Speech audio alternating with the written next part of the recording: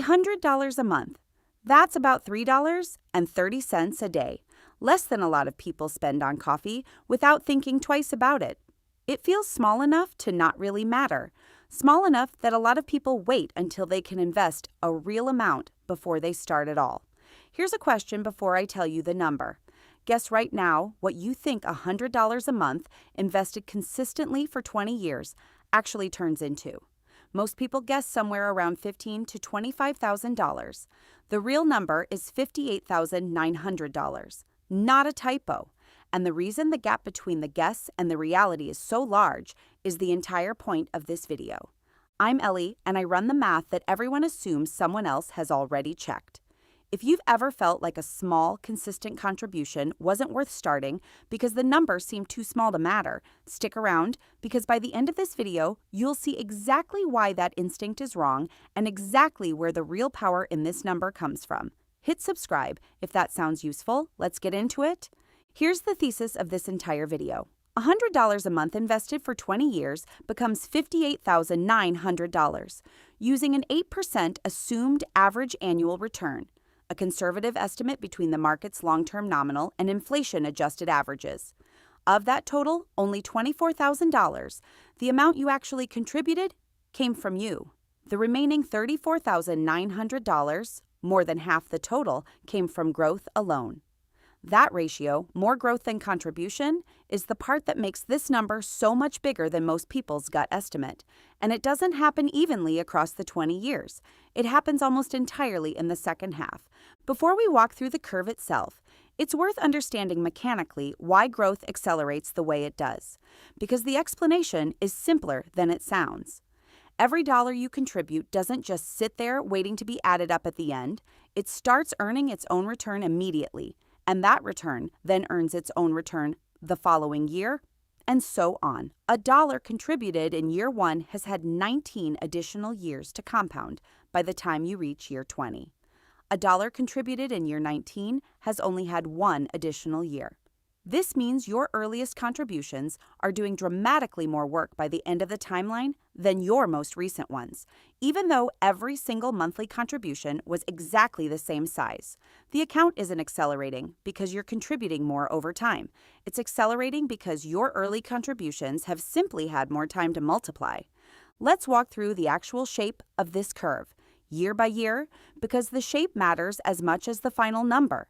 After year 1, having contributed $1,200, the account sits at $1,245, barely distinguishable from just saving the cash in a drawer, $45 of growth on top of what you put in. After year 5, having contributed $6,000 total, the account has grown to $7,348. Still modest. This is the part of the curve that discourages people. The part where 5 years of consistent discipline seems to have produced a result that barely looks different from simply saving the cash.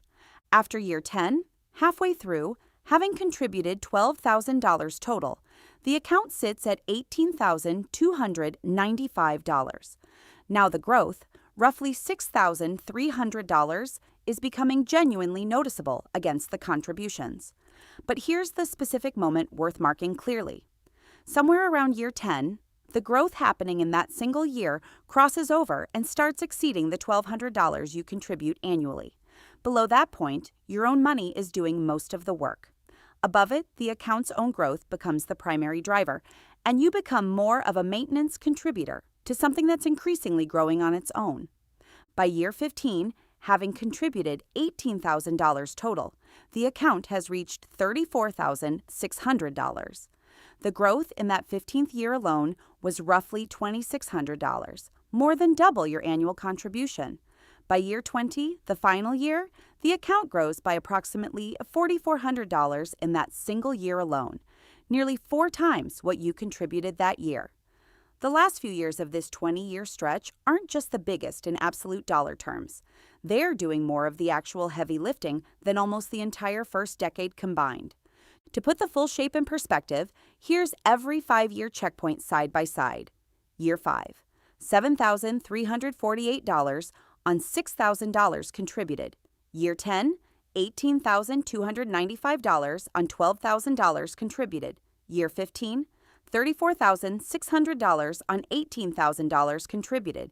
Year 20, $58,900 on $24,000 contributed. Notice that the contribution total grows in a perfectly straight line, $6,000 every 5 years, without exception. The account balance does not. It grows by about $1,300 more than the previous checkpoint in the first jump, then by roughly $16,000 in the final jump alone, from year 15 to year 20. Same 5-year span. Wildly different amount of growth purely because of where that 5-year span falls on the compounding curve. Before going further, it's worth being honest about one thing this number doesn't account for. $58,900 in 20 years won't buy what $58,900 buys today, because prices rise over time too. Using a long-term historical U.S. inflation average of around 3%, that $58,900 in today's purchasing power is closer to $32,600. Still a real meaningful amount, still substantially more than the $24,000 actually contributed. But it's worth seeing the honest version of the number rather than only the impressive-sounding nominal one. This isn't a reason to dismiss the result. It's a reason to understand what kind of number you're actually looking at. This is why starting early matters so much more than most people intuitively understand. And the clearest way to see it is to compare two people directly. Meet two investors.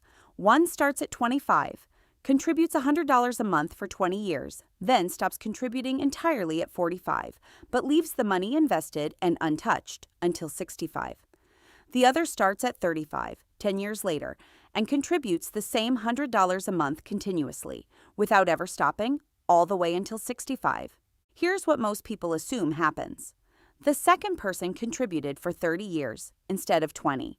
50% more total contributions, so surely they end up with more money. The actual result is the opposite, and it's not close. The first person, despite stopping contributions entirely after just 20 years and putting in only $24,000 total, reaches 65 with $290,200 because those early contributions had an extra 10 years to compound before the second person even started. The second person, despite contributing continuously for 30 full years and putting in $36,000 total, 50% more money than the first person ever contributed, reaches 65 with only $149,000, roughly half of what the first person has, despite having contributed considerably more of their own money over their lifetime.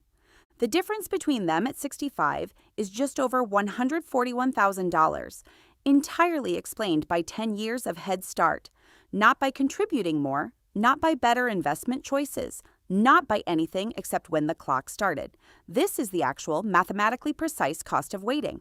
It isn't measured in the 10 years you didn't contribute. It's measured in what those specific 10 years, invested at the very start of the timeline, would have compounded into by the end. Here's what $100 a month actually requires giving up.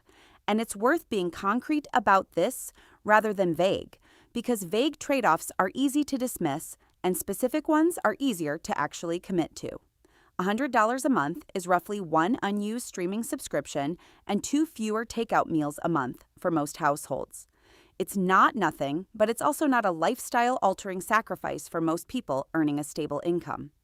The reason this comparison matters is that the 20 and 30-year outcomes we just walked through aren't reserved for people with large amounts of disposable income to invest. They're available to anyone who can consistently redirect an amount roughly equivalent to a few small, unexamined monthly expenses. It's also worth showing what happens if that amount grows over time, since $100 a month rarely stays fixed for 2 full decades in reality. Take someone who starts at $100 a month and after 10 years, when a raise or two has made room in the budget, increases the contribution to $150 a month for the remaining 10 years. By year 20, that account reaches $68,000 on total contributions of $30,000, roughly $9,000 more than the flat $100 scenario, for an additional $6,000 contributed over that second decade. The starting amount matters, but it isn't a ceiling. It's a starting point that can scale alongside your income without requiring you to have solved your entire financial life before you're allowed to begin. If you're currently telling yourself that $100 a month or honestly any amount smaller than that, isn't worth starting with, here's the actual math working against that instinct. The curve we walked through shows the real cost of delay isn't primarily about the dollar amount you're contributing. It's about the number of years that amount has to compound. And every year you wait to start is a year that can never be recovered later.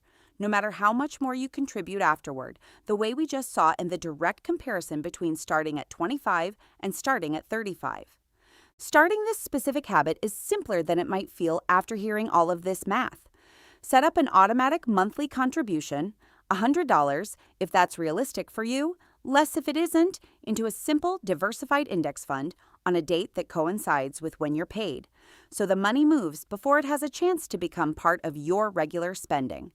Then, and this is the part that actually matters most based on everything we've just walked through, leave it alone. The account will look unremarkable for the first several years. That's not a sign it isn't working. It's simply the early, slow part of a curve that becomes dramatically less slow the longer you stay in it.